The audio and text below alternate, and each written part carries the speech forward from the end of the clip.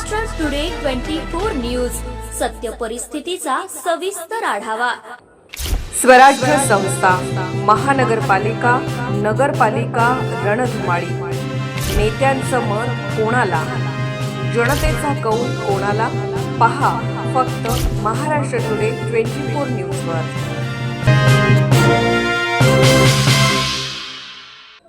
घनसावंगी गावातील अंतरवली गावात अनुसूचित जातीसाठी योजना भ्रष्टाचार, तरुणाचा आत्मदहन करण्याचा इशारा।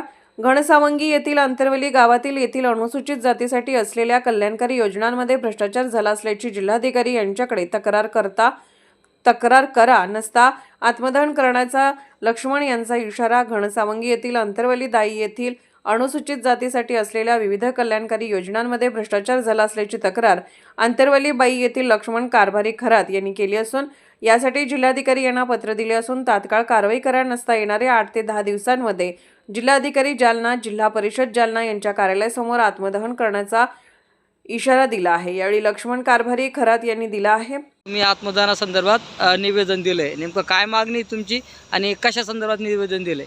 मी लक्ष्मण कारभारी खरात राहणार अंतरवली दाई।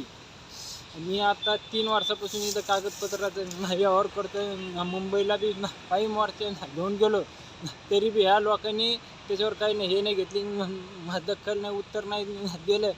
शिवाय मॅडमकडे बी मी पत्र घेऊन गेलो तर त्याने धक्के मारून बाहेर हाकलून लावलं मला 17 तारखेला। तर काय निवेदन काय दिलेलं तुम्ही?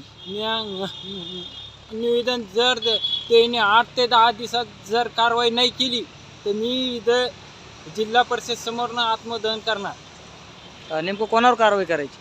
कारवाई म्हणजे आता गट विकास अधिकारी शिव मॅडमकडे आजपर्यंत 50 पत्र असते ना, अजून एक बी उत्तर नाही आलं। घनसंगीला बी